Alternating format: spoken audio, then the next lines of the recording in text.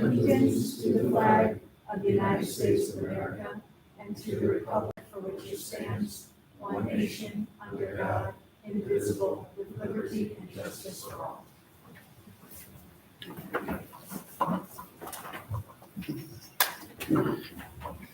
Welcome, everyone, to the Town of Brunswick Zoning Board of Appeals regular meeting, July 17th, 2023. We'll review the draft minutes of our previous meeting. I'll draw your attention to page 3, please. The second paragraph in the second line, just make the correction. It says by Peter Grandy for property, we'll say for property located at 12 Pickering Lane.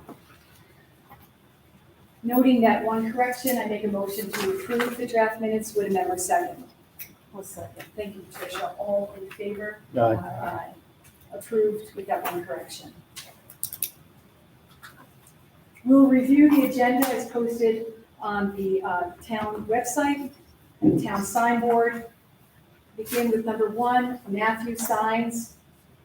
We have a sign variance, public hearing in connection with the convenience store on property located at 4005 New York State Route 2. Followed by a public hearing with area variances for Fuller located at 6 Johnson Street. And it was noted that the grantee for area variances, that has been moved to August 21st. We have one new item of business, and that is located on Hoosick Road.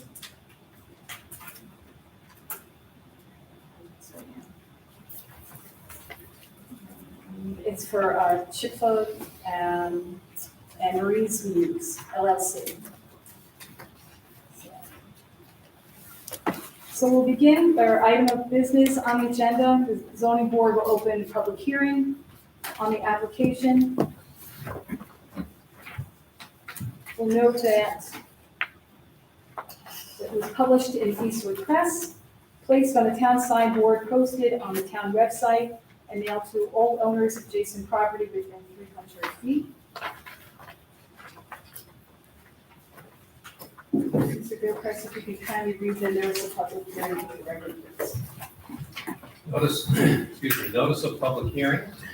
Notice is hereby given that a public hearing will be held by the Zoning Board of Appeals of the Town of Brunswick at 6 p.m.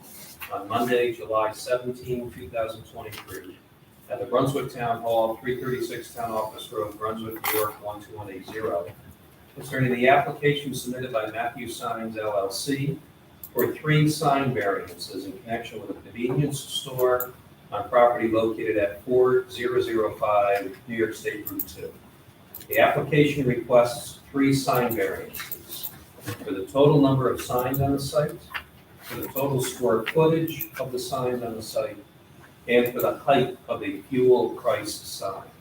Copies of the application are available at the Brunswick Town Hall and are available for public inspection during regular business hours. All interested persons will be heard at the public. Thank you. Just going to ask the applicant to come forward and just kind of give us a brief overview of the project and if there have been any changes to the application materials.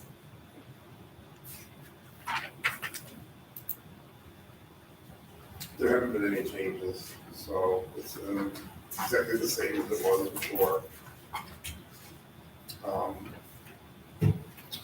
So did you go and check out the other sites, like the street and the snow quarry down the road? It's pretty similar to what they have. Oh, they've got you beat. It's not pretty similar. Yeah, I forget what the numbers were. I gave the board the results of 4 inspections I did at 4 different gas stations, and various in size, but the comparable ones, you were lower than others. Sunoco seems to be one that tends to brand everything that has a vertical surface. Yeah.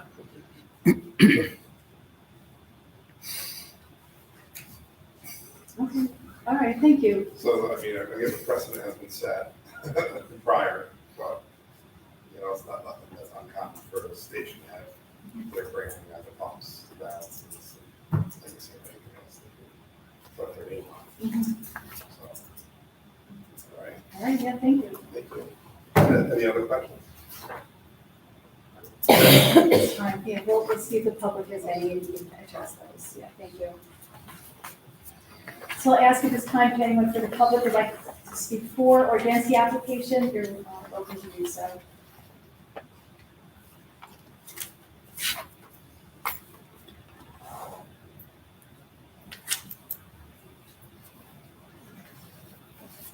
Chuck, I'd like to ask, is the building department in receipt of any public comments? We received no comments, either written or email. Thank you.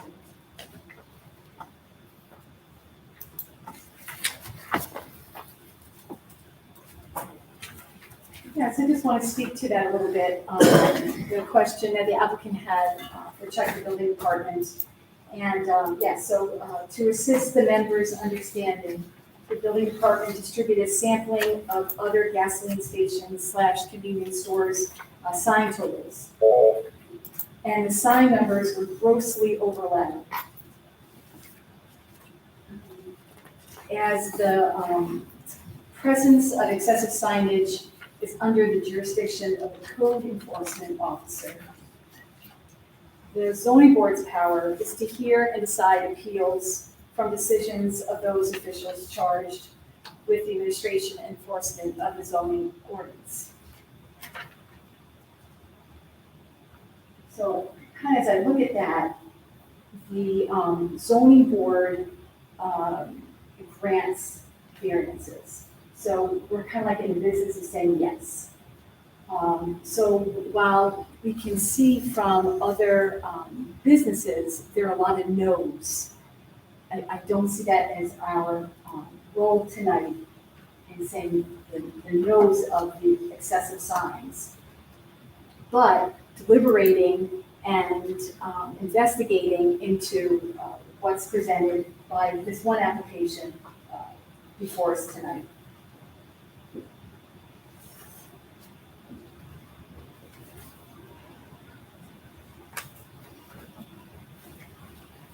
Do any of the zoning board members have any questions for the applicant?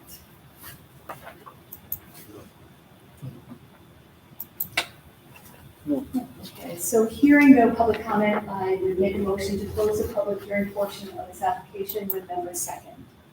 Second. Thanks, John. All in favor? Aye. The public hearing is closed. We'll proceed to be prepared to deliberate and act on the application.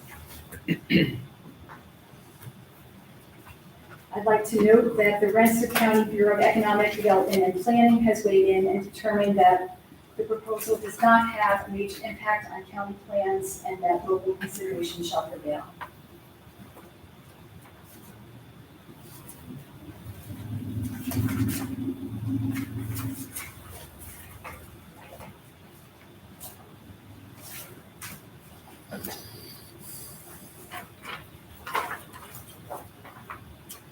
We'll note that this is a non-residential seeker review process.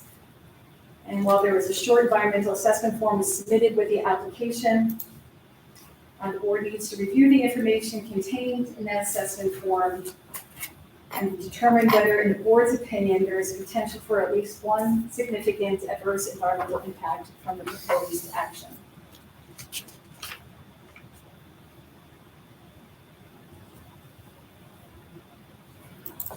I would say that there is not, and that there would be to take a negative or no major significant environmental impact by this action.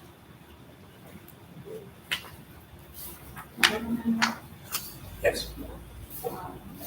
Let me second that motion. We'll vote on that. So all in favor? Aye. That carries. There is no, in the opinion of the board, no potential for at least one significant adverse environmental impact on this proposed action.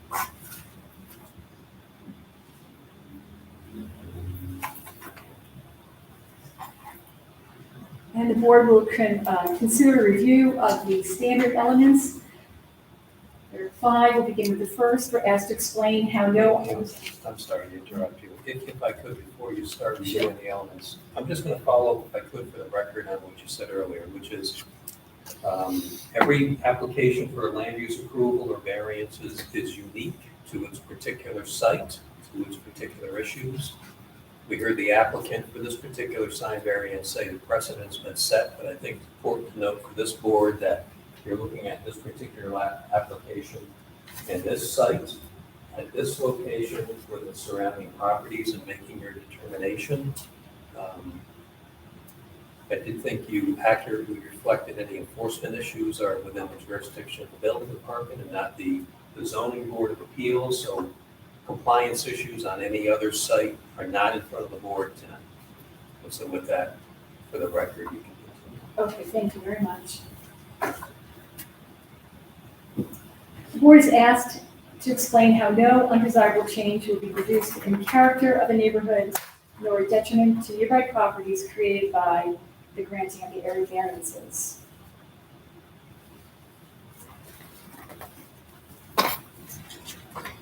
There was a sentence here before, it's just gonna be the new signage, right, so.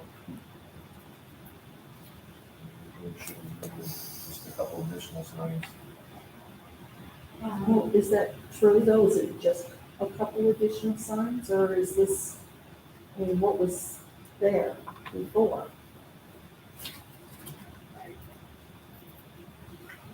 Well, they're seeking 2 or 3 variances, right? Three. 3, so.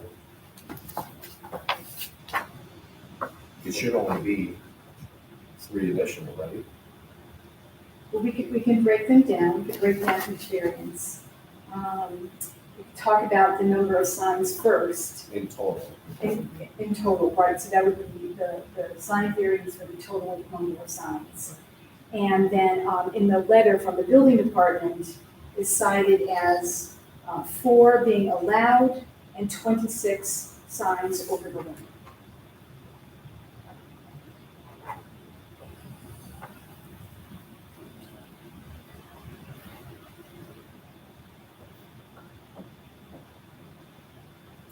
Is it, something comes to mind, this is right across the street from the school, right? Correct. So is there something in the code about types of signs, in particular types of signs that can be facing neighbors, such as the school district? So your question is the position of the signs? And I'm just, I mean, is that something that we should, maybe if you get involved in asking about? Well, first, subject to There, I gotta say, review by Chuck, Hmm. I'm not aware of any limit in the town's sign law, particularly to signage in proximity to a school or a school district. type or area, yes. Yeah. Yeah, what type of sign? But one thing I can say about this site, Daryl, is the tobacco signage is, in comparison to the old SPX, is non-existent. Pretty much what they want to do is sell their crispy chicken. So, you know, as you're standing there at the gas pump, there's panels showing the 3 meal packages that they have on, 2-sided sign on both sides of the post. Right, but that's now, but what if it's 3 months down the road, and, I mean, is there anything, do we have any jurisdiction over what can be advertised on those signs that are possibly, a certain footage from, I mean, there's a school right there, there's windows, the kids can look out. I get the fact that you can't put shields on them, but is there anything, I'm just thinking of everything. Not that I'm aware of for advertising, as to, limitations of within a line of sight for a public school. May I speak on that? Sure. Thank So you. we're not here for any of the on-site advertising as like beer, cigarettes, food. I'm here for Sunoco only. Sunoco actually doesn't allow them to put those signs on the coral path signs. That Sunoco doesn't want that on their signs. So when I go over there and I do my final inspection, I have to rip them off the poles. So if they go back up from the owner of the store, that's a store owner. I'm here only for the balances, the pump doors.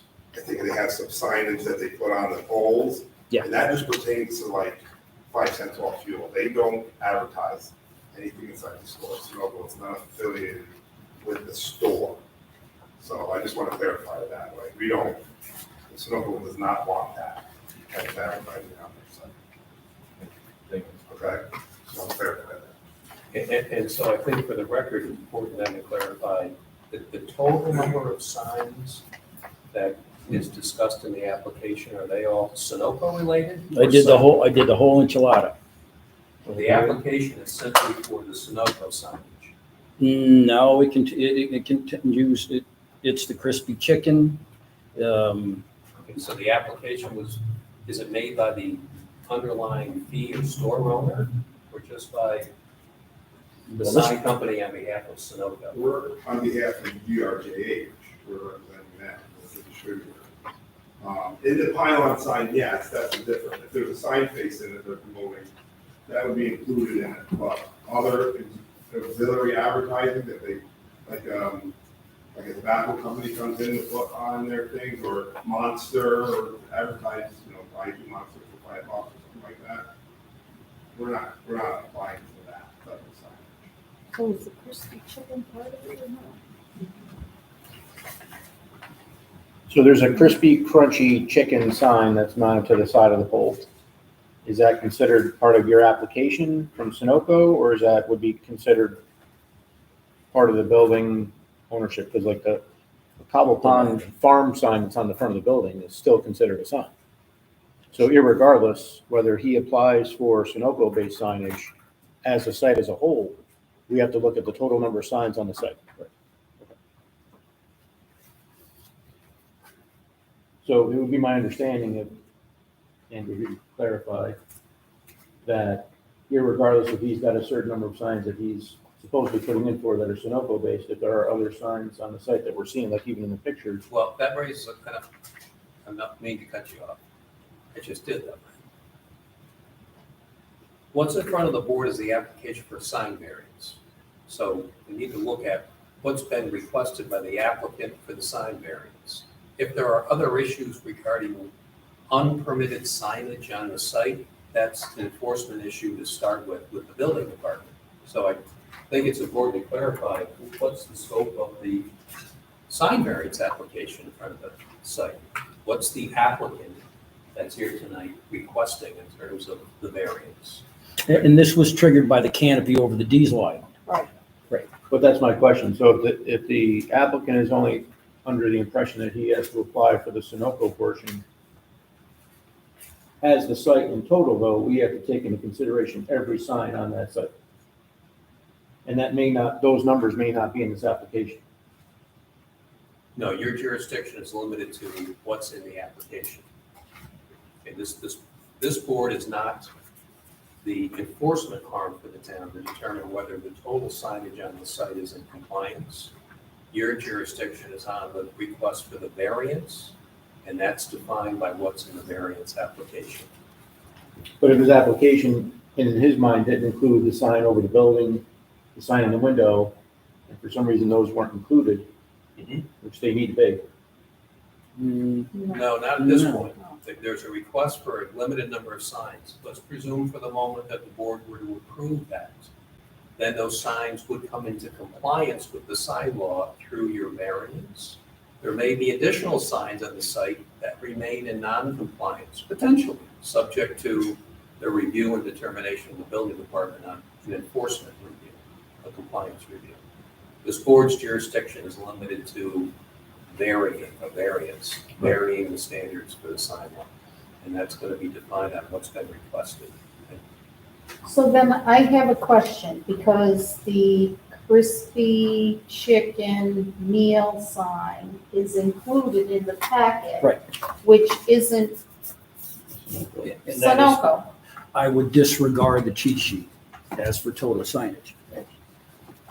Because you're looking for 3 variances, right? We're looking for 3 variances. You wanted Yes. 3? We want the height of the sign, The total area. That's existing. right? Total area, The yeah. number of signs. Hmm. What was the third? total The square height- footage. For the total square footage. The addition of the canopy on diesel. And the total number. This one was you. Right. I think it's still great. So why are the crispy chicken in here if they're not part of it? Is that Is that included? just for illustrative purposes? Well, there's a sheet in there that Yeah, explains where let's it's look from. at this other sheet. Which is on here, which Chuck said you would just refer There to. is 11, right? Does that say 11? Mm-hmm. 11 crispy chicken, 2-sided signs? 4 signs? Oh, I think it is. If it's island. double-sided, we should have an even number. I think this is just like, when you do like, this is on the island as well. Okay, so it's 13.6 Island, square island. feet. Well, this was included too. Where did this sheet come from? This sheet came from Sarah Matthews.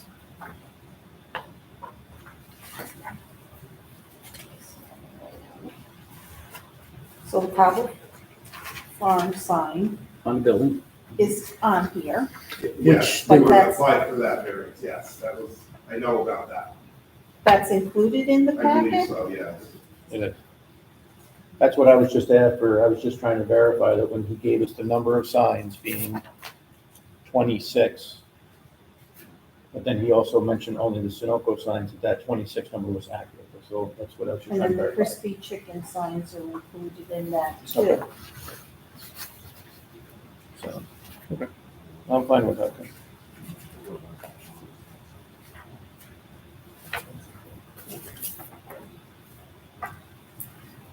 I'm good with that. I just wanted to verify that that was added on there. So,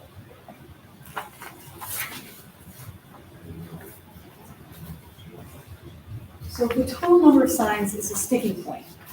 If there, we could break down the variances and take them one by one and go through the elements that way. I see the existing pylon sign is something that we can deal with. And that would be an example. So, if you have, if the total number of signs is a sticking point, we can continue to discuss it. If we can't get through that, maybe we can break it down and take each variance separately. Putting it out there. No, I'm fine going through the cheat sheet, knowing that, like, for example, the sign on the building is part of this number. Okay, That was I think the confusion when he said, I'm only applying for the Sunoco signs. Well, the sign that says Cobble Pond Farms is not Sunoco. Yeah. So I just want to make sure that sign is in total with what's on here. Because we're looking at the variance as a whole, with every sign included. So The the number of 26 signs. over the 4 allowed doesn't include the food signs then? It does. Does. That number does include food size.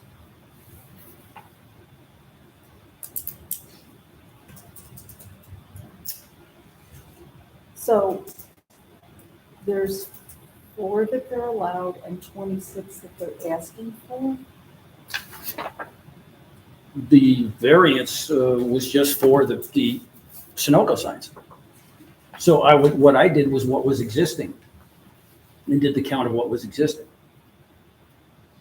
Are you counting the Sunoco lettering on each valve, on each side, Yes, and the doors? And the doors, on the pumps. right? Yes. So there's 4 Sunocos on each pump. Yeah. It's just a word that's this big that says Sunoco.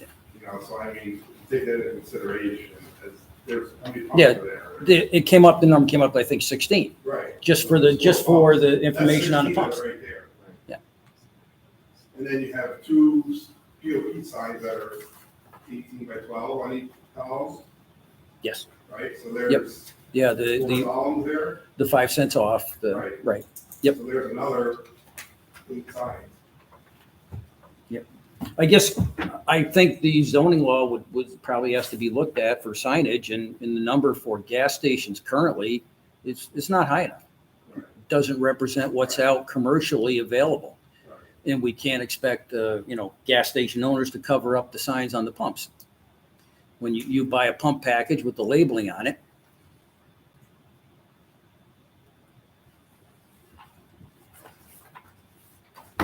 But there are, admittedly, there are people that push the limit, and it looks like the carnival's in town, Right. and it's my job to go and clean that up. Your site, I don't feel that way about.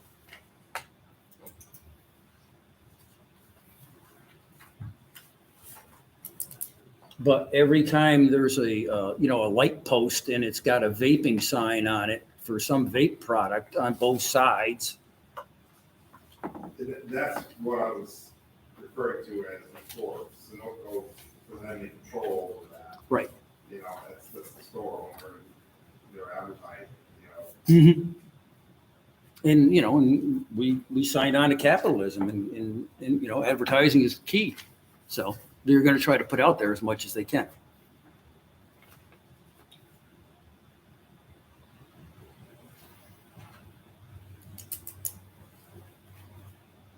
So how bad did I muddy the waters on this one? Getting through it. I think we have some clarity.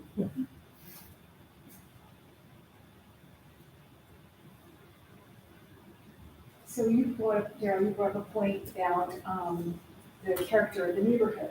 Was your point addressed? Yeah. The board is also asked to explain why the benefits sought by the applicant cannot be achieved by some method feasible for the applicant to pursue other than the area variances. Well, the signage that they are presenting is part of their branding for Sunoco. So it's part of the package. You're asked to describe whether the requested area variances are substantial. You'll note that the first is for the height of the fuel price sign, where 8 is allowed, and it's an existing sign at 15 feet. The total area signage, it will be 69.6 square feet over the maximum allowed. The zoning law is 300 square feet. And then third, the total number of signs, requesting 26 over the maximum of 4.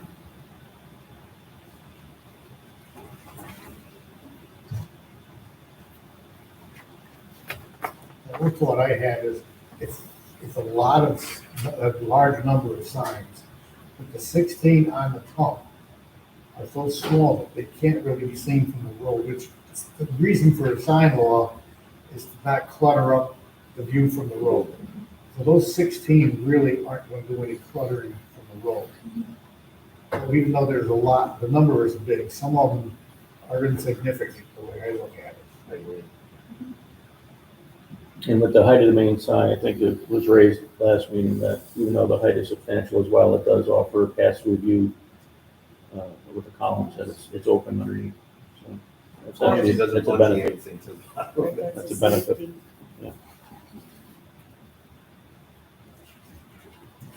We're asked to explain how the proposed area variances will not have adverse effects on the physical or environmental conditions in the neighborhood or district. And question for the applicant, are any of these signs lighted? No. No. Yes, I'm sorry. The Sunoco sign on the canopy, and I believe this is the Sunoco on the diesel canopy. They will be internally illuminated. Really? And Is the road sign? No, the price sign is. That's That's LED. the Sunoco sign here. You backlight the canopy?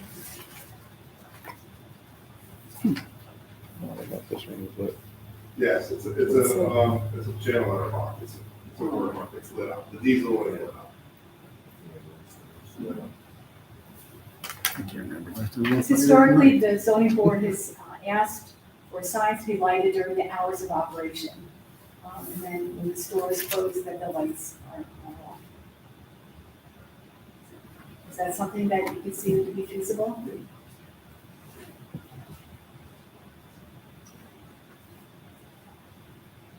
And then lastly, we're asked to explain whether the difficulty is self-created, noting that the consideration is relevant but shall not necessarily preclude the granting of the area variances. I think it's self-created, but it is part of the package. And I know that we're looking at all of them on a case-by-case basis, but when you look at the number of signs from one station being 15, as high as 78 with others, I think it falls within the line of reason. Jen?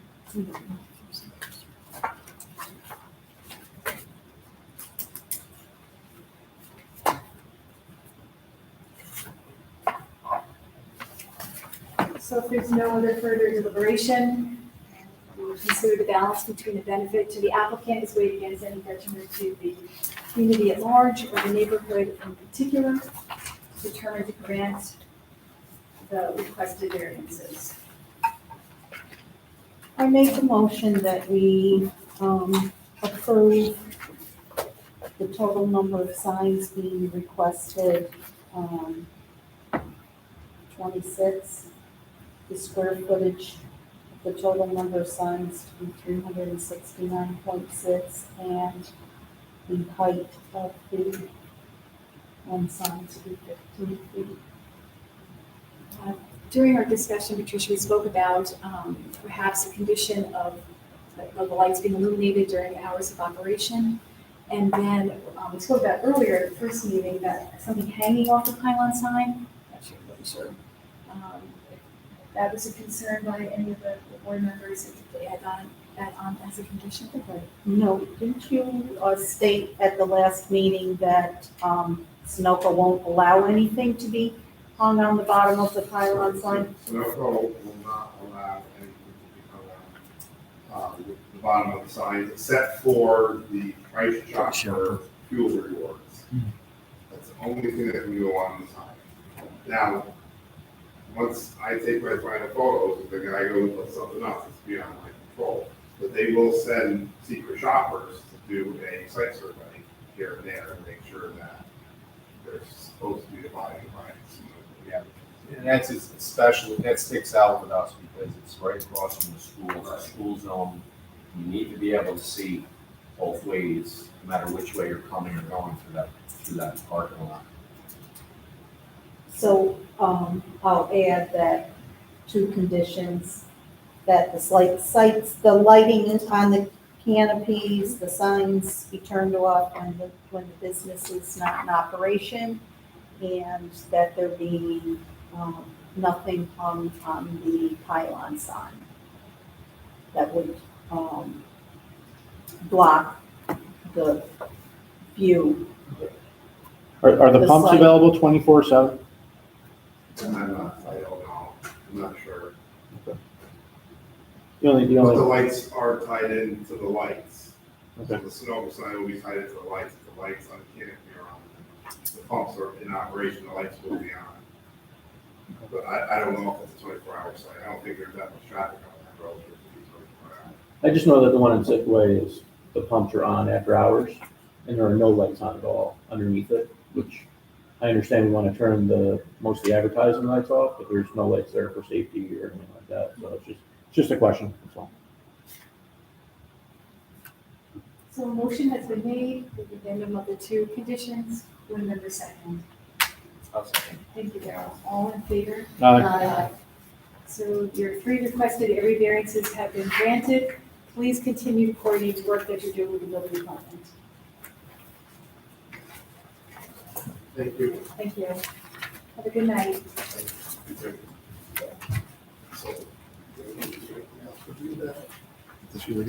I need to get you to sign permits. Okay, and then we're good to go? Yeah. Thank you. Okay. Thank you. Good night.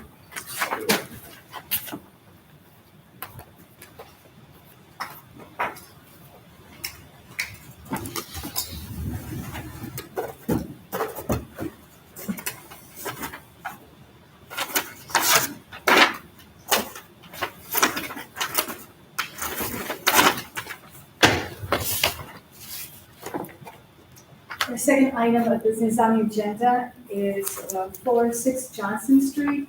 This is an application for a lot line adjustment that's working with the planning board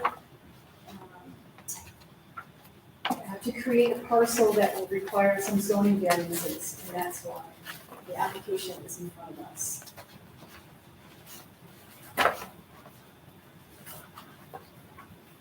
So we'll open a public hearing on this application, noting that it was published in the Eastwood Press, placed on the town sign board, posted on the town website, and mailed to owners of adjacent properties within 300 feet of the project. Okay, notice of public hearing. Notice is hereby given that a public hearing will be held by the zoning board of appeals of the town of Brunswick at 6:15 PM on Monday, July 17, 2023, at the Brunswick Town Hall, 336 Town Office Road, Brunswick, New York, 12180, concerning the area variance application submitted by Mildred Fuller for property located at 6 Johnson Street. The applicant seeks 2 lot line setback variances and a variance for having an accessory structure in front of a primary structure in connection with an existing garage. The variance application has been submitted by the applicant in connection with the proposed lot line adjustment pending before the Brunswick Planning Board. Copies of the application are available in Brunswick Town Hall and are available for public inspection during regular business hours. All interested persons will be heard at the public hearing. Thank you very much. To ask the applicant, have there been any changes to the application materials since your last here in June? No. Would you like to present a brief overview of the project? Sure. Sure, yeah, please. Currently, there is a garage that is, Mildred, if you could get up to the mic, please, so we can get you on the record. sure. Currently, we reside at number 6.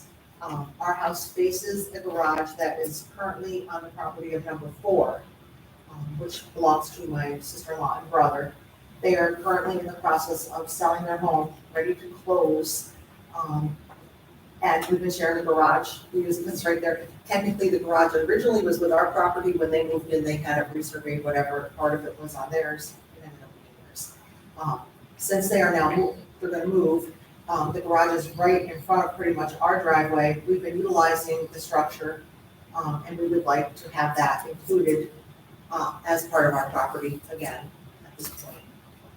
So that's, would not change anything, the structure, nothing. It's just a matter of where the line is and who owns the building. Okay, thank you very much. Yeah, sure. I'll invite anyone who'd like to speak for or against the application. Please come up.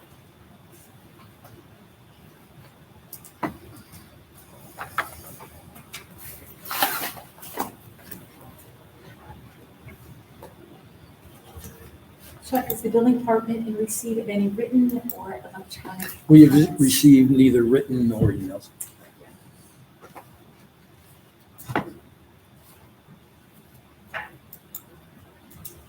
Hearing no public comment, and make a motion to close the public hearing portion of this application with a member second.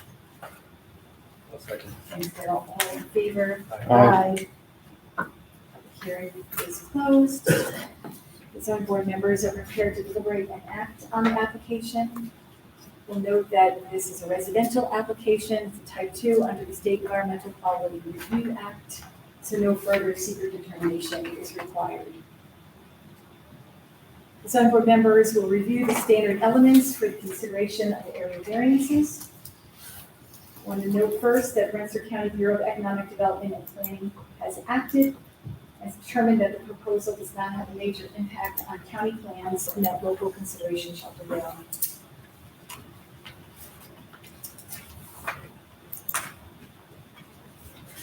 The first of the 5 standards, this board is asked to explain how no undesirable change will be produced in the character of the neighborhood or detriment to nearby properties created by granting the area variances. Well, this is an existing structure. And they're looking to work with the planning board to get the lot line adjustment. And so there'll be no change at all, except where this structure, whose property is within signs. Yeah, I agree with that. No new construction proposed here. And board is asked to explain why the benefits sought by the applicant cannot be achieved by some method feasible for the applicant to pursue other than the area variance. No way to go about it. I agree, Daryl. And we're asked to describe whether the requested area variances are substantial. And we'll note that is variance for an accessory structure being in front of a primary structure. They're looking for relief for a front setback. There is required 70 feet, they're asking for 5. The side setback, they're asking for 5, and 15 is required. I would say, sure, if you look at that second one where 70 feet is required and what's being proposed is 5, is quite substantial. But as you were saying, Patricia, it's an existing structure, it's been in this neighborhood for many years, similar to other garages and accessory structures like that in the neighborhood. And the board is asked to explain how the proposed area variances will not have adverse effects on the physical or environmental conditions in the neighborhood or district. We're not doing anything with construction, we're not moving any earth or new buildings and everything like that, so. no changes. And then lastly, we're asked to explain whether the difficulty is self-created, noting that the consideration is relevant, but shall not necessarily preclude the granting of area variances.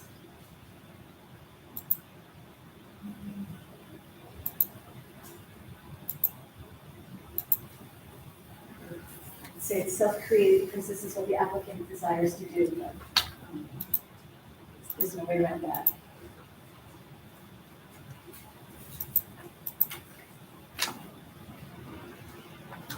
No other further deliberation. The board will consider balance between the benefit to the applicant as weighed against any detriment to the community at large, or the neighborhood in particular, to granting the requested area variances.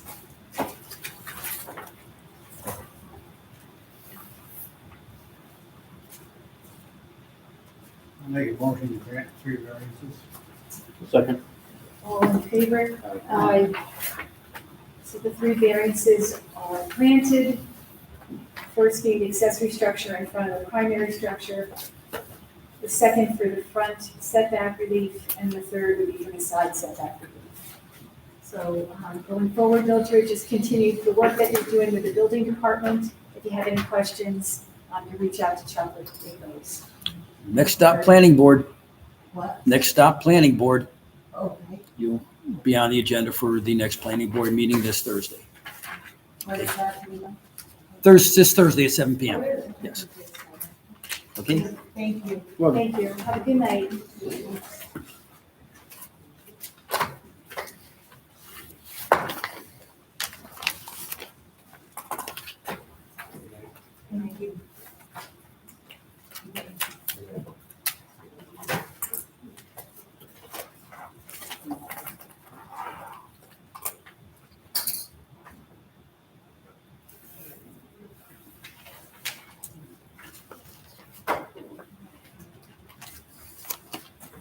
All right, so under new business, we have Whiteman, Osterman, and Hanna LLP here to represent a new development that they're proposing on Music Street, 727 to 737.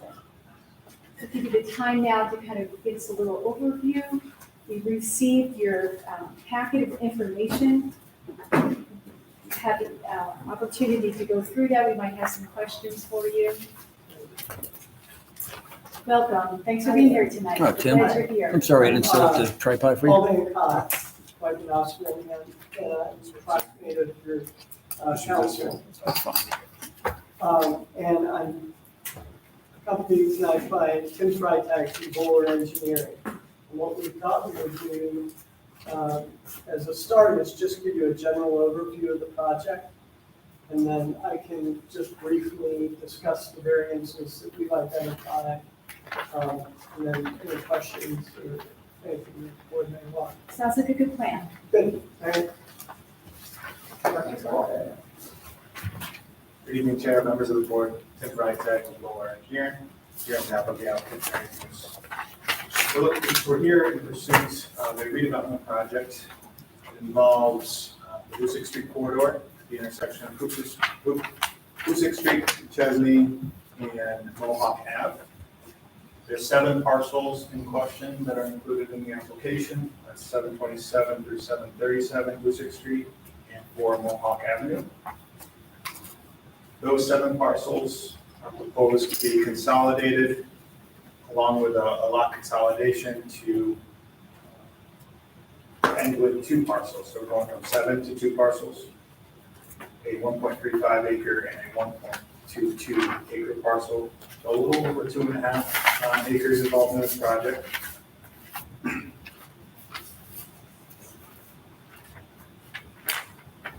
So everybody got their bearings straight with the location. The Walmart Center is across the street.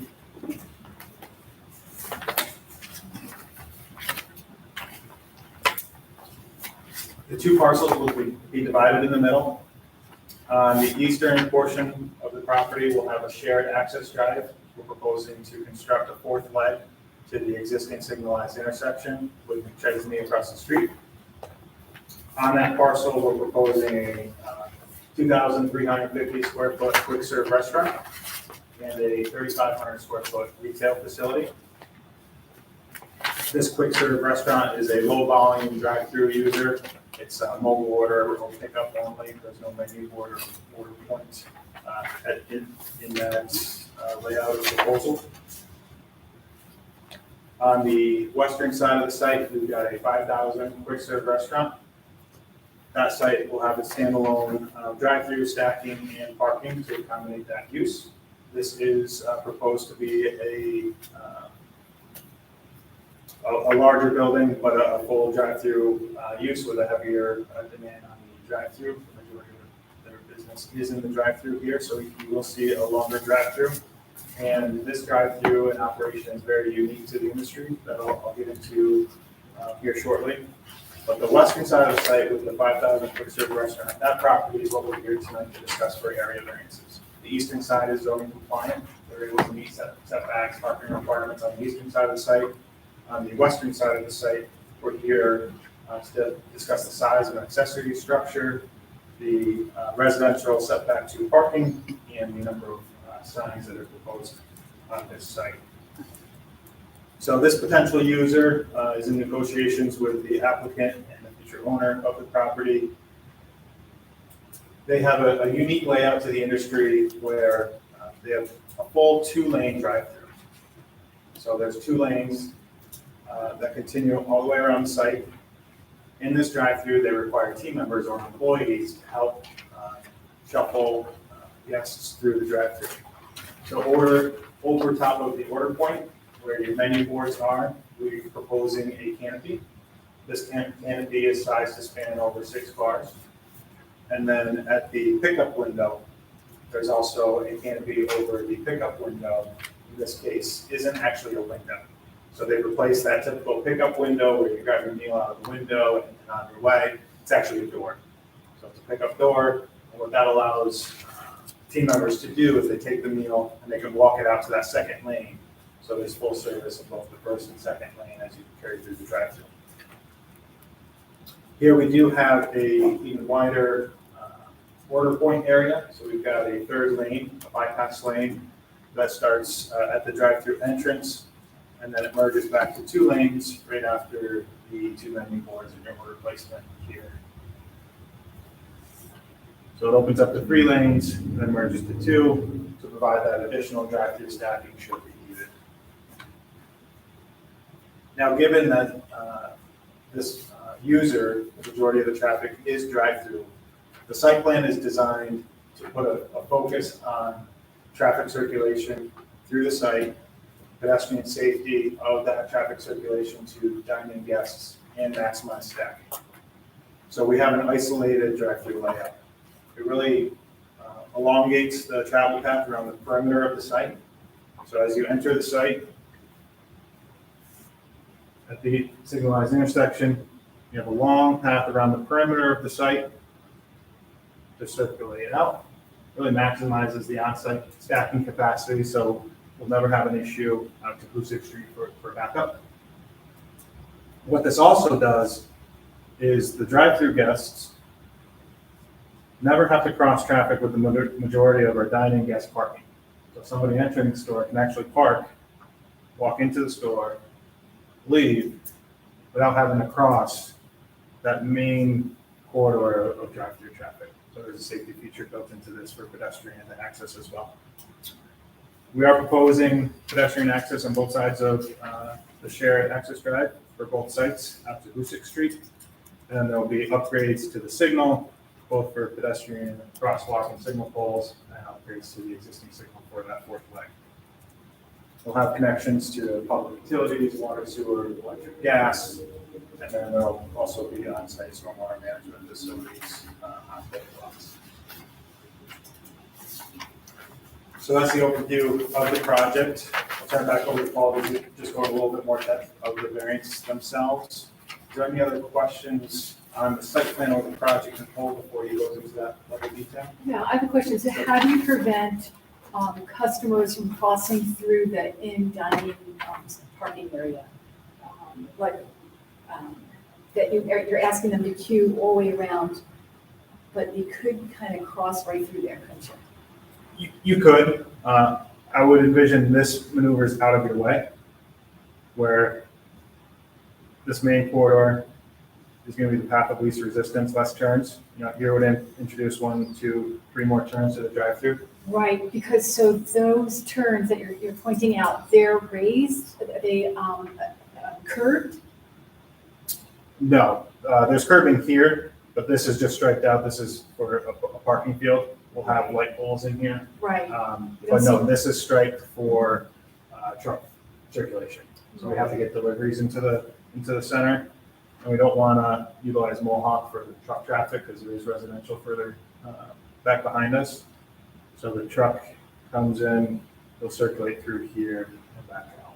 Right. When do you usually have deliveries? They're off-peak hours. Ideally, they're around 10 p.m. at night. And this tenant actually employs their drivers. So they're in full control of their drivers, the path, and what the procedures are for deliveries. We do have to be acknowledge that we have residential behind us. So they do maneuvers that never involve backup. So they don't have any of the loud beeps. And then their drops are silent. Is this set up more in line with the DeFriso location or the Clifton Park location if we wanted to look at it in action? I know So this Clifton building, Park has 3 drive-throughs all the way around the whole thing? it does, but it's similar in use where it merges here. Okay. And then this is just striped out, so it's bypass. This building is the square building, which is being utilized in North Greenbush. Okay. So I would say this site layout is more similar to that location. Where's the Chick-fil-A in North Greenbush? That's 43. Coming from Across from across the street, there's an Aldi's and a Chick-fil-A. Blooming Grove Drive. Yeah, I was gonna say right up past Upton Valley. Okay. They're opening on the 21st. So the 5 parking spots to the west are going to be for employees because people will not be able to get out of there with the stacking. Well, this is designed to, under the next 15, 30 years of traffic volume, you know, once it's probably stabilized to this capital region market, which it might be by the time this store is built. This drive-through is designed to have stacking solely within the drive-through. We've rolled out, Boulder's been a partner with this tenant as they rolled out into Syracuse, Rochester, Buffalo markets. As you get that third, fourth location to market, we've studied to see what drive-through capacities on average are, and it's in the 20 to 24 car range. We've got 32 proposed here. Many times traffic is backed up in that spot on Hoosick Street for both the exits, for Mohawk Street and where you're proposing, it'll be backed up way past Walmart. Yeah. We observed that in our traffic study. So we have been to the planning board twice now, and we're continuing to navigate the site plan review process concurrent with our variances that we're introducing tonight. There is a submitted traffic study that demonstrates the operations at this signal in Mohawk that's under review. The planning board has not say approved, but they voted to hire a third-party traffic engineer to review that study that was submitted. So that's under review right now, and it'll be submitted to DOT as well. In addition to all of that, the corridor study that the town is undergoing right Right. now is also in receipt of that data and some suggestions of our traffic engineer to help align this corridor better as well. But really here, we can't get better access. You know, when you can add a private shopping center, a small shopping center like this with a fourth lighted signal, that's really ideal. We're not adding any more curb cuts. We're reducing, 7 sites here, 7 properties, all have their individual curb cuts. So we're really consolidating it to a safe intersection here with a traffic signal. And you don't have a named tenant for the site to the east, the drive-through site to the east? Not yet. We have LOIs at this stage, but we'll hopefully be able to share that soon. And do any of your numbers take into consideration knowing that it's a general use drive-through restaurant as far as the traffic consideration for your site? Yes, these are in the traffic study based on the industry standard ITE trip generations, but we use this specific user for the traffic study for this side of the site, just because it is above average of the industry standard for ITE. So that includes the more appropriate ones. Just a quick question about the parking on the north side of the site. Yeah. So those lines are parking spaces? So these are parking spaces, that's right. So that, are they for in-person dining, so people have to walk through the stack to get into the building? So this is a circulation lane. Hopefully we're not stacked back up here. But if you park here, you would, like any other shopping center where you have to cross an aisle, that's right. So they would be entering the store there and you would have to drive through here. We try to isolate as much as we can, but we can't always isolate the entire parking lot. Do you plan to put anything to cross those lanes, whether it be some striping or some signage about, a walking path or? You could cross Yeah, it. I think that is a good idea right Because here. we suggested that for Planet Fitness in the back of the building. Some signage or some I do like that. idea. striping that would delineate where people can cross. Sure. And then it's a nice traffic calming measure because it's a straight run right there. So those are drive-in only too, so they're gonna be backing out into. Yeah, and this parking is part of one of the variances that we're here tonight to discuss. It's within that 10-foot Buffer. or that 20-foot parking buffer to this residential property. The applicant is in discussion with this neighbor, and he has joined us at the planning board meeting. He's generally in favor of the project. We're going to be working with him to provide buffering, fencing, screening to accommodate those impacts of that neighbor as well. So on the site to the east though, you do have those parking spots on an angle. So what? Here? Yeah, what was the choice to make those on an angle and the ones behind the other site, just a straight back in, back out versus an angle that might either help or hurt them? Sure, this is a one-way flow right here. Okay. Because the drive-through, this is a traditional drive-through layout where the drive-through wraps the building and parking around the perimeter. And this is one-way circulation. So you pull in at an angle, you back out, and you're forced to kind of back out at that angle, which maintains the one-way circulation. Well, I think Member Kerner raises a good point that, and the same thing what Chairman mentioned, that if you do have cars stacked back out there, they're not gonna be able to back out into that lane, but you're anticipating it's never gonna be filled up. Okay. But for the restaurant's benefit, let's hope that it is. Sure. Right. I can tell you right now, when I go to Dunkin' Evidence has Donuts, shown. when I go to Dunkin' Donuts, it's the same thing. People don't move far enough to the right, and if you're in those parking spots on that side of the building, you're at the mercy of the people in the drive-thru. You cannot get out. So I've learned from experience. I don't park there, but.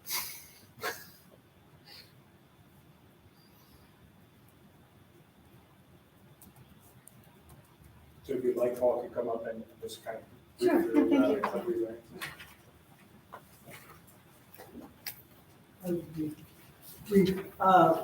So you have our available package. And I want to note, You have a typo on the first page. You guys are not the general business district. This is the U15 business district. So apologize for that. But we've included in the package, obviously our application. We have a full environmental assessment form that we provided to the planning board for seeker review purposes, project narrative, the current site plan, the signage plans, just so you have a sense of the signs that are proposed. I'll talk briefly about them. And then we have some elevations along with of the building. And then we have photos. These are example photos of the canopies. There's some idea of what they're, we consider them slim and how do we, slim and fun. Yes, they're very, make very little impact. Then we have some photos, both of the project site, but then also of the surrounding area. So, submit that for your review.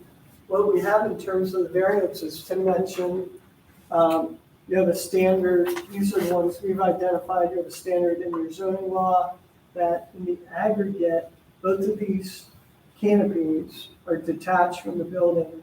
In the aggregate, they cannot exceed 1,500 square feet, and we are in excess of that. And so that's one of the variances we've identified.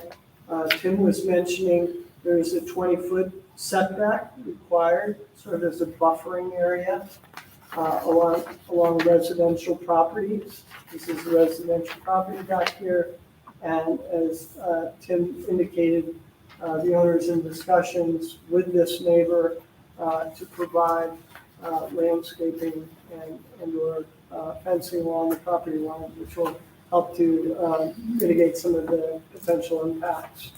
And then lastly, we have 4 wall signs or building signs on each side of the building. One of those signs is a logo, and the other 3 are the name of the business in writing. We also have a pylon sign that will be outside the 15-foot setback from the right-of-way. Building signs all comply with the height requirements, the square footage requirements. So we think that otherwise we are in compliance with the dimensional requirements of the zoning law. I will review that. And then, pardon me, Chuck, we're not looking at the canopy as an accessory structure from the primary structure? I thought we were. Okay, so that would be 4 then, 4 variances? Yeah, the accessory cannot be ahead of the primary. The accessory structure in this township cannot be ahead of the primary structure. Okay. So, If you want to. hence the 75-foot setback. Right. That's, to meet that setback, you have to be behind the primary. Okay. I have a question about how you're counting the signs. Are you including the signs in the count? Would that be 5 signs? Are you including pylon sign? The pylon sign, so as we read your zoning law, we're allowed 2 building signs. Yes. And we're proposing 4. And then in addition, we would have the pylon sign. But we still stay within the overall square footage requirements of the zoning law.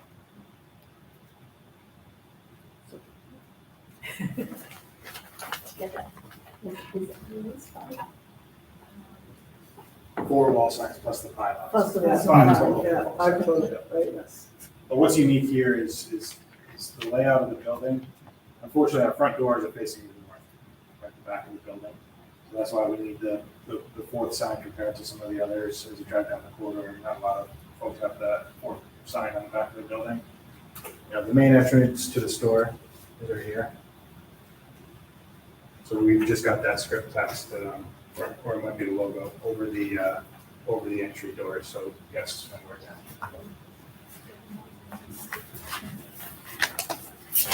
So really for the applicant, it's all about visibility with signage. And in the fast food industry, that's critical because it's so competitive.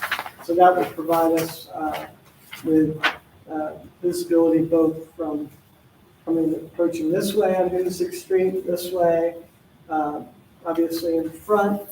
And then, as Tim was suggesting, it is important just to identify the building as people are coming through the driveway. And Chuck, pardon me, I have another question for Chuck. Chuck, is there a variance for a sign that's not in the front of the building? They are allowed a monument sign if it meets a certain frontage and building setback. I will have to look at that. They have the frontage, I'm certain of. I don't know about the building setback, but the building has to be set back so many feet from the, the front setback has to be so much, and then it triggers, you're allowed a monument sign. Okay, how about on the side of the building? Oh, front only. Front only, okay. Yeah, you're right. Right, so would that be another variance? Or, I guess, yeah, for the two on the side and the back, yeah.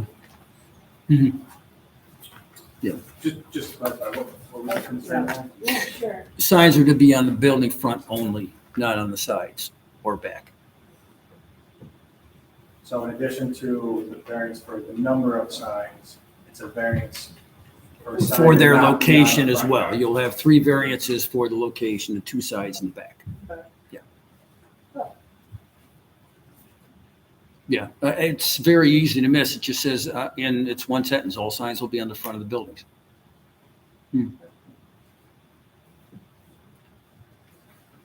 This is nothing that this board has not entertained before because most of your menu boards on these drive-throughs are to the sides. Right. So That brings up another good point. Is the menu board considered a sign? it is. So that would be an additional number of signs, 2 for the 2 signs.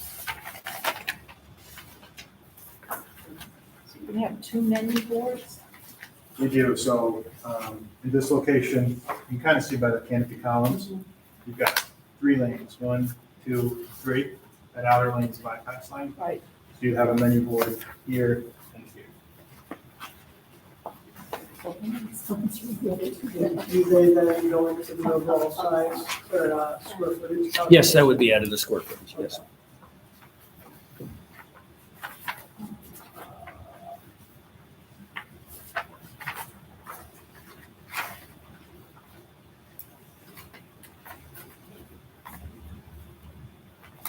Are any parking signs with a logo on them considered a sign?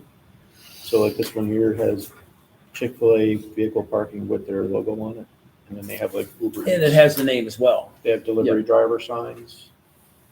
They would be considered part of the signage as well.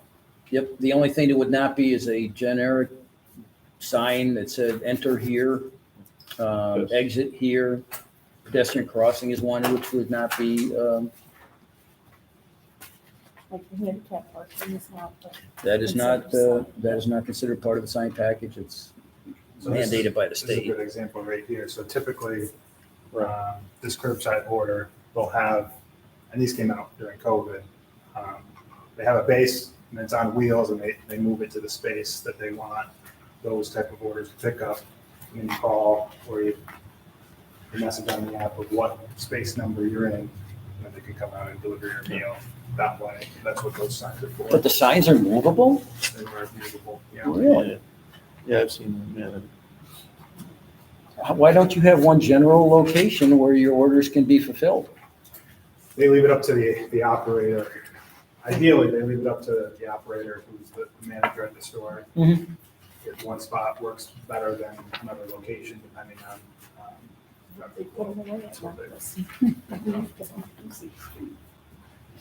But that sign right there, you're saying would add to the total number of signs. Because it says Chick-fil-A on it. Okay. Anything that says Chick-fil-A. Anything that has the name of the sign. And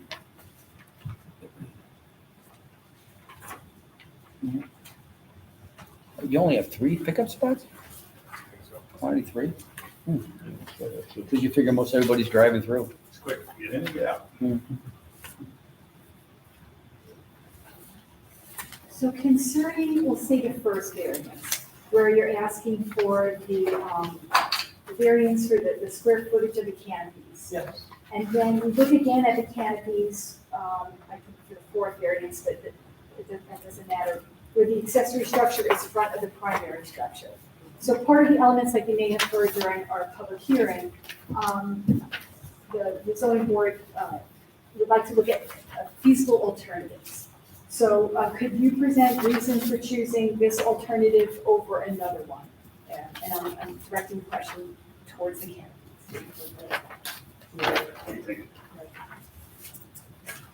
This user, we know, is a higher than normal traffic volume generator, requirement for larger tractor staff. Ideally, you want the front of your building facing the front yard, right? The best presentation, best looking building, doors. Here, we're okay with taking that hit that the front of our building's facing the north because we really need to design this site around traffic circulation. And if we can maximize the distance between the drive-through entrance and our main access drive, that creates the best layout to prevent ever stacking out to Route 6th Street. So the alternative would be to rotate the site plan 180 degrees. Yep. That would position the canopy behind the building. But now your drive-through entrance would be here.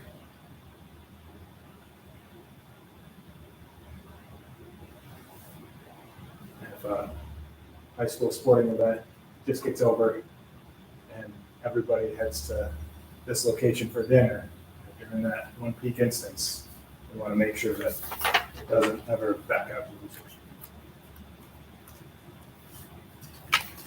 Thank you.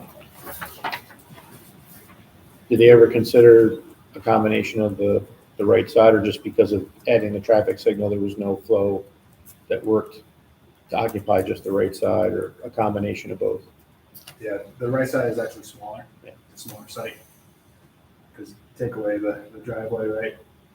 Because that eats up a lot of real estate for the driveway. You just dealt with the left and you couldn't get the same amount of stacking or parking.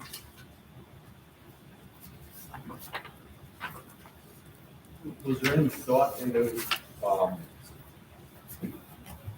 exit or entrance off of Mohawk? So there is a connection with them. Okay, so Yep.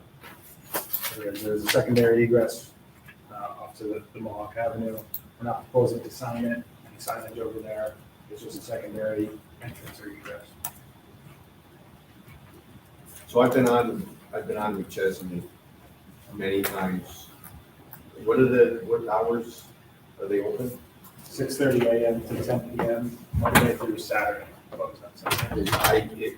Even if there's a light there, you're going out in the morning. If you're to take a left off of McChesney at that light,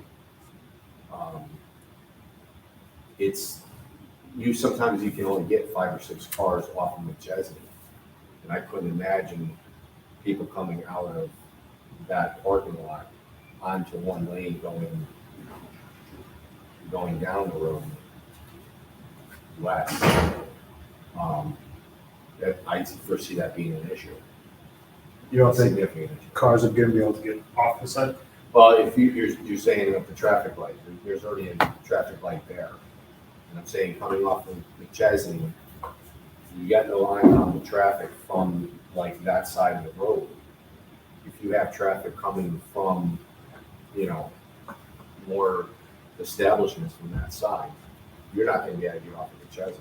Because that side's gonna have technically the right of way, because they're on that side of the road. This signal will operate differently after this So it'll project alternate. because it's adding a fourth leg. That's right. We're adding the fourth leg, so there's gonna have to be timing changes to that allocation for McChesney, including our site, to offset that. Okay. Makes sense. You still won't be able to get off because the traffic will be backed up on Hoosick. A question about the monument sign that you're proposing. Is it something about a reader board display? What is that? is.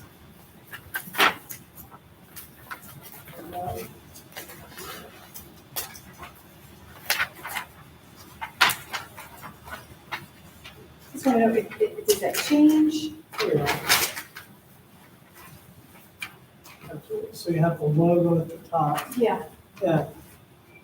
And then yes, so It changes, yeah. it does So change, the So operator, electronic. right. no, No, No. oh, I think it's old school. I think it's letters, somebody has to go out there to change. okay, okay, uh-huh. Um, It's different from the Pine one? I call it mine and sign, you also call it Pine ones. So it's the same thing. Right. So hand, Right here is the change track on base. So it's good, so it's, they're tracks. I The mean, question is whether or not this portion is considered an LED electronic or a old school. He's and I was tending to wondering, think that is it's there an any old way school, to so add he a has to physically go 911 out and number change to it. that sign? Oh, really? The address? Yes. Sure. It would be electronic. In this day and age. Yeah, I don't think we know what that is yet, Okay. but we'll be coordinating that. In the full environmental assessment form, it mentioned something about a private pond. It's under surface water features. Is there a pond that needs to be filled in? Yeah, there's not, there's a section at the end of this map or from DEC's website that pre-populates features. Mhm. So the pond is off-site, there's no pond or surface waters on our site.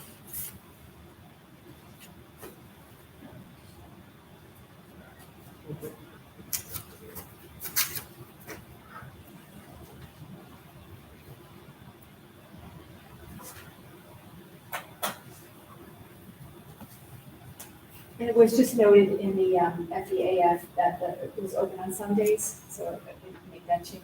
Well, remember that we're doing a coordinated review for the entire shopping center. Oh, okay, got So it. the other Will businesses be open. will be open on Sunday. That's right. The variances are isolated to the western lot, but the secret is going to be a full review of the combined impacts of the entire project. Okay, right. As you saw how it was relevant to the ZBA with the hours of operation. You didn't write down. Sure.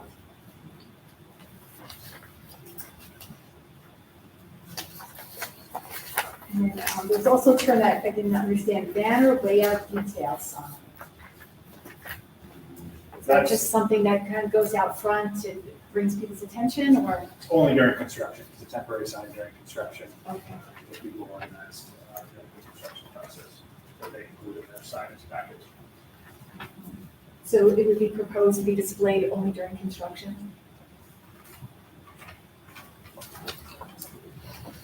Overall on the site, Tim, it just looks with the two retaining walls that you're going to be doing a cut and fill. What do you figure your final elevation's going to be at? So we're picking up a lot of dirt over here, and we're moving it over here to balance the site.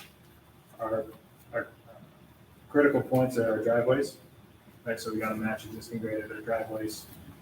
We're going to be coming up grade about 4 feet or so to this building. This building will be about 1.5 feet higher, and this building will be about 2 feet lower. So it'll be a stair climb up. And then we balanced in the front, about a 6-foot retaining wall, and in the back, about a 6-foot retaining wall. So is there a slope? So when you're driving through to get to the drive-through, like all those parking spots behind there, is there a slope there? This will be graded to drain, but not any steep. We're gonna stay within our design tolerances. Anything 4% or less, you don't even see a car door swing, so we try to design our parking lots less than 4%. You'll have, we'll make up a little bit of grade here, maybe 6 to 8%, 6% in our drive lanes, but when we're turning or in the parking lot, we try to keep. So the entry exit up onto Mohawk is going to be a little steeper grade than the rest of the parking lot. That's right. Kind of like Cumberland Farms or going into Planet Fitness from Hillcrest. We try to just take advantage of the straightaways so that nobody's turning on those steep slopes. And when I say steep slope, 6 to 8% still not steep. That's still manageable to the tractor car.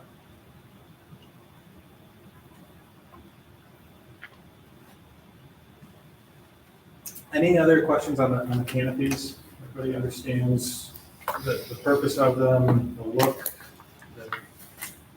It's about a 10-inch fascia, so it's not like your typical gas station canopy that is, a 3-foot fascia. It's really only 10 inches. It's a dark bronze color that matches the trim and the canopies on the building.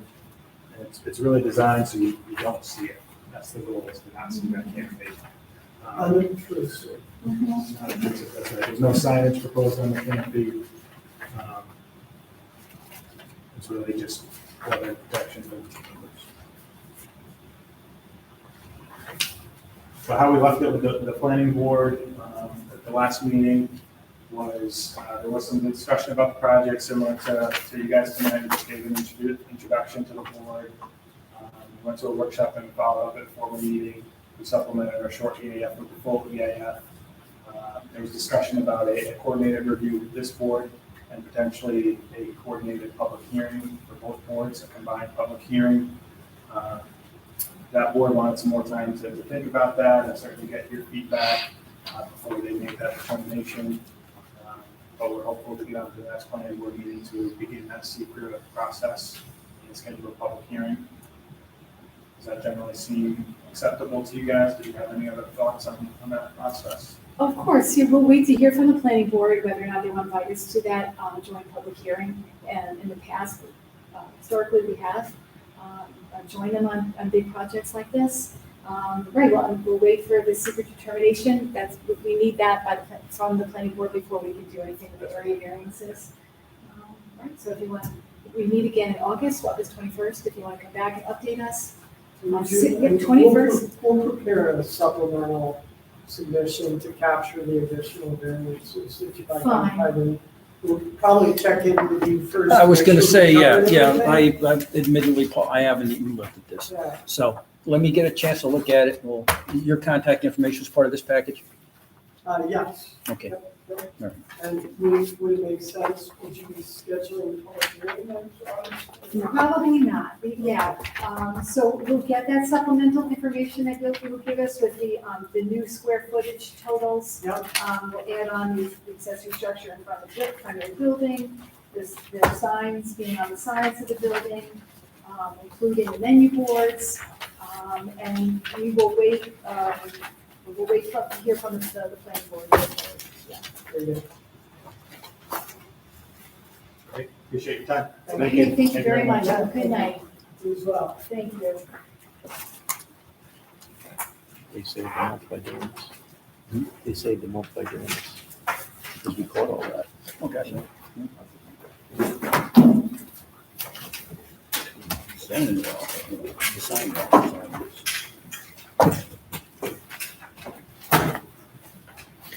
You wouldn't really catch it where it says, all signs should be in front of the road. Right. Good night now.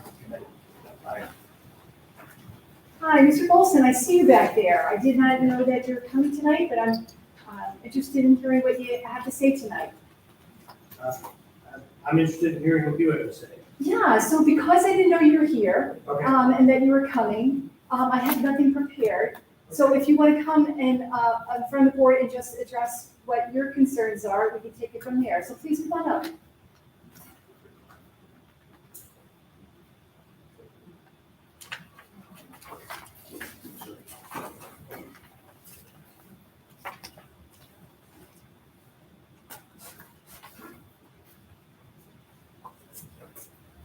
Hi. Hi. Good evening, everyone. My name is Mark Miranda. I am now at the Miranda Law Office in Albany, New York. And I am here on behalf of Mr. Tisha, who submitted a letter to the ZBA on June 16th regarding an appeal of the code enforcement officer's determination from April of this year. And the last time Mr. Wilson was here, we submitted an appeal back in the fall of last year. And I believe the first instance that it was mentioned, it was not on the agenda, So he just wanted to be present in the event that the appeal was mentioned today, and he was able to answer any questions for the ZBA. Okay. So you're representing Mr. Tishan or Mr. Bolson? Representing Mr. Bolson, I'm here on behalf of Mr. Tishan. Oh, I understand. For that ZBA matter, the appeal of the code enforcement officer determination from April this year. Mr. Tishan was not able to make it. Sure, yeah, I'm sorry, I misunderstood, but thank you, you explained it very well. So Mr. Tishan would like to know if the ZBA does plan to schedule a hearing or place Mr. Wilson on the agenda for the upcoming August meeting. And I believe he may follow up by a letter. And if there are any other questions about that June letter that he submitted, that the board would like to convey today, we'd certainly welcome those. That feedback. Thank you.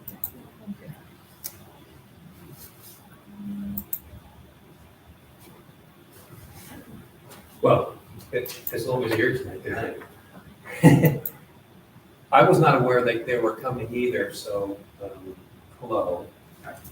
The issue that certainly I had on Mr. Wilson on your prior appeal in terms of conflict, I'll note for the record, we continue on the current appeal, so I advise the board simply because I had worked with the building department on underlying issues concerning Mr. Wilson's property, that I identify that, and as such, that it does give rise to a conflict of interest. I should not be acting in an appellate or counsel for an appellate review of a determination in which I had participated at the building department level. So because of that conflict, I recused myself as I did on the earlier appeal, and the board should consider moving to retain separate counsel on the appeal. Certainly the planning strike, the zoning board had done that on Mr. Wilson's earlier appeal. Mr. Langlois from the German Palazzo Law Firm had provided counsel to the board on that. And if you choose to retain separate counsel, it should be noted in the record, subject to town board appointment. So that will at least move that process along, and the town can move forward and retain separate counsel for your current appeal. So I make a motion that the zoning board retains separate counsel and would be subject to the town board appointment. Would a member second? Second. Thank you, Darrell. All in favor? Aye. So the zoning board will retain separate counsel so that we can address the appeal that is in front of us by Mr. Wilson, subject to the town board appointment. And even though I'm conflicted, just in terms of procedure, there was a request that the matter be put on your August meeting, so that's something that the board should consider, to have this on the agenda for your regular August meeting. Presumably between now and then, the town can address your request for a separate counsel. Okay, fine, and that's August 21st. Thank you very much. Okay, thank you. Thank you. Okay. Good night. Good night.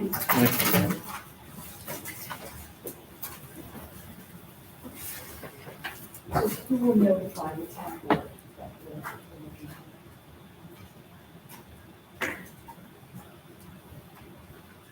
Since I'm conflicted, I'll notify the town. Okay, thank you. And I'll notify the town shopping, and that'll get it in process Okay. before your August meeting. Okay, thank you very much. Are there any other items of new business? No, but I do have a question. Is that a new request from him? Or is this a continuation of the request? It's a new appeal. Okay, so I don't have to recuse myself to see it asked. That's, take a look. There are a number of things raised in the current appeal, one of which was conflicts. Okay, you should look at that. Take counsel from whatever counsels retained for this appeal on whether to continue to participate or recuse. I've chosen, because of the conflict, to recuse myself. We're gonna get some information. I didn't know anything about this. We're gonna get some information. There is a written appeal. You have that, correct, Joe? Well, I'll have to look. I didn't know anything about it either. Seriously, maybe we'll- From June 16th of this year? That's what it's, All right, let me check. I know it didn't come to my office, so We had, yeah, a whether copy it of it came. got forwarded to me from the town, so I'm presuming it went into the building department as the first stop for an appeal from a determination from the building department. So it should be in your office. It's fairly lengthy. There's been so much back and forth, it's probably there, and it's just Just got, be prepared, it's a lengthy submission. all right. Just Hearing my no binder other tonight. further new business, I make a motion to adjourn tonight's meeting with a quick second. I'll second. Thank you, Tricia. All in favor? Aye. Thank you, Richard. Good night. I just took that out of my bag too. The Bolson thing, I just took it out of my